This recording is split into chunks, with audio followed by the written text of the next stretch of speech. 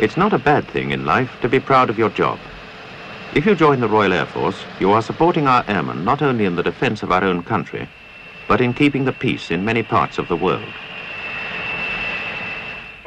For every man who flies the planes, 30 or 40 are needed on the ground, men and women. The Women's Royal Air Force is an essential part of the RAF, and you'll find women in almost every branch of the service, living and working alongside men as colleagues. There are few careers where women are trained to take responsibility so young. This pilot officer, for example, just taking over on her shift from her male colleague in air traffic control, is only 19. They have had identical training and do just the same work, talking planes in and out of the air, a job which calls for quick, clear thinking and an unflappable temperament. The station commander's adjutant is his right-hand man, or in this case, woman.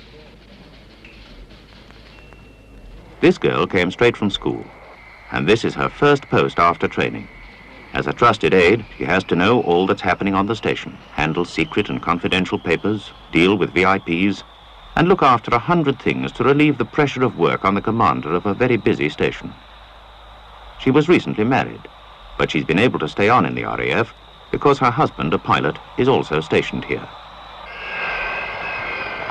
This movements officer has been trained in the supply branch to deal with the movement not only of people, but of stores and cargoes carried by the RAF all over the world. This girl, also in her first post as families officer, is arranging for families to move into what are called hirings, private houses rented for them by the service when there's no room in the married quarters. On this station, the senior families officer happens to be a woman too. Either post can equally be filled by a man, though many people think it's a job women do better, seeing to the housing and welfare of families, the schooling of their children, and many of their personal problems. Her training in administration, which incidentally could help her to earn a living in civilian life if ever she needed to, was the same as the adjutant's, and fits them for a variety of posts. The paperwork doesn't look very exciting, but every file is a family. And like most RAF jobs, this one is largely to do with people. These girls have been less than 2 years in the RAF. They went straight from school to an officer cadet training unit, as you would do if you thought this was the life for you. For the first 3 months, you join a junior course, living a life similar to the airwomen who would later be in your charge. You make new friends and get a general introduction to the RAF. Then, if you and the RAF still like each other, you become a senior cadet with a room of your own. For the next 3 months, you join with the men and women who haven't had to take the junior course. University graduates, teachers, and others with special qualifications, as well as those who have worked their way up from the ranks. Besides lectures on all sorts of subjects, there are practical exercises, particularly in the handling of people. Cadets may be presented with the kind of personal problems which airmen and airwomen may bring to them when they are officers, or with problems in public relations. The irate farmer who has had his crops damaged. 70 quid worth of damage I got. Well, a stop's got to be put to this.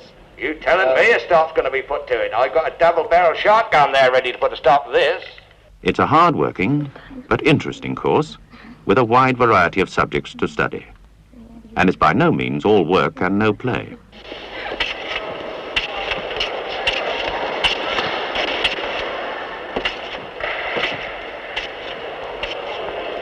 If you're fond of sport, you'll find facilities and people to play against wherever you're posted in the RAF, and often skilled coaches.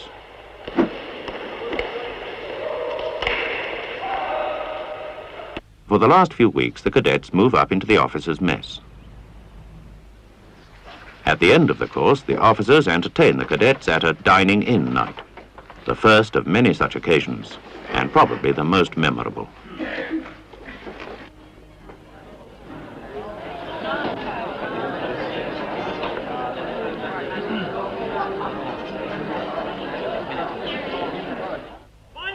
The passing out parade is, of course, a great event, attended by high-ranking officers and by cadets, parents and friends from all over the country.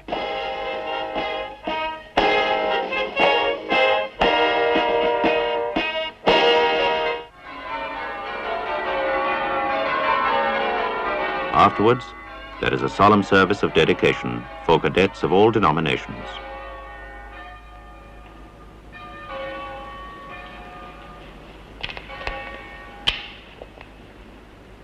Newly commissioned officers, you who shall enjoy the special trust and confidence of our Sovereign Lady Queen Elizabeth, I pray you to give heed to the words of the commissioning oath. Will you give your faithful diligence so to discharge the duties that should be laid upon you as officers in the Air Force of our Sovereign Lady Queen Elizabeth, as to be a safeguard to Her Most Gracious Majesty, the due order of this realm, and the great trust committed to your charge? I will apply myself thereto, the Lord being my helper.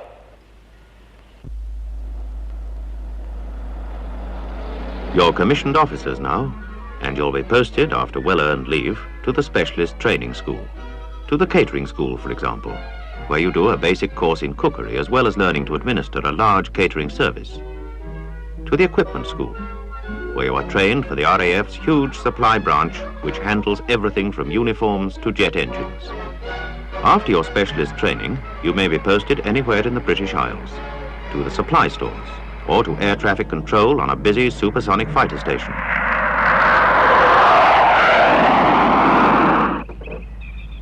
Or possibly to an administrative post on some remote station without any aircraft at all, where you have charge of all the air women. It can be an exciting surprise to find out how your qualities of leadership have matured in training. In other words, how you've grown up. Or you may find yourself as a movements officer in Transport Command, learning to deal with every sort of emergency, whether it's the mother who has left her baby's feeding bottle in the lounge, or the kind of national crisis you see on the newsreel, where British troops are being dispatched to some trouble spot in the world. It may have been an errand of mercy you've been helping with, dispatching men and cargoes to a country stricken with natural disaster, earthquake perhaps. The supplies and skilled help flown out immediately by the RAF can save the lives of people thousands of miles away. Or you may find yourself helping British families, flown home in a sudden emergency from some country in turmoil. At such times, every available man and woman on the station may join in to help, working through the night if necessary. And you remember with pride that as members of the RAF, you are all working together in the service of your country. Every officer, whatever his or her rank, is a member of the officers' mess. It's the center of your social life. And for those who don't live in married quarters, it is home. You have a room of your own, and senior officers may have two. It's really the best of both worlds. Privacy when you need it, and society when you feel sociable.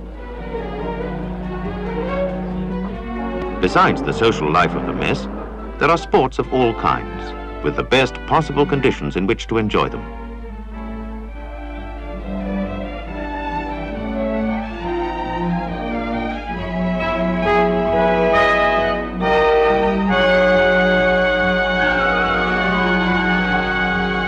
And there's the opportunity to improve on your education if you want to.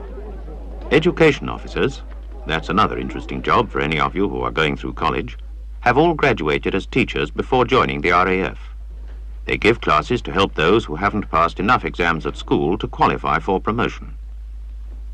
But they do much more than teach.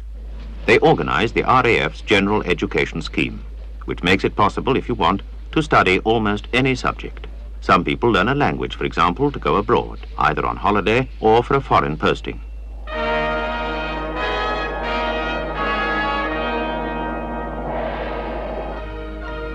There are women officers in all the RAF commands around the world, and you stand a fair chance of being posted abroad, even to a station like this one in the Far East, if you stay on long enough in the RAF, which means, let's face it, if you don't get married too soon.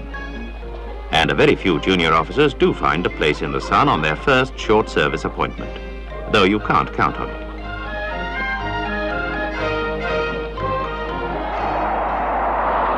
But even if you stay in Britain, the life of a WRAF officer is pretty good.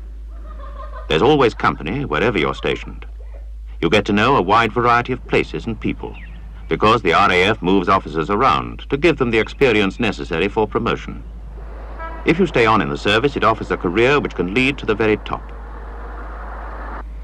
It offers equal work with men, but makes no attempt to turn you into one. Far from it. It offers a full social life as well as long holidays. And it offers training for responsible and interesting work. Above all, work that is useful and worthwhile in the service of your country's Royal Air Force.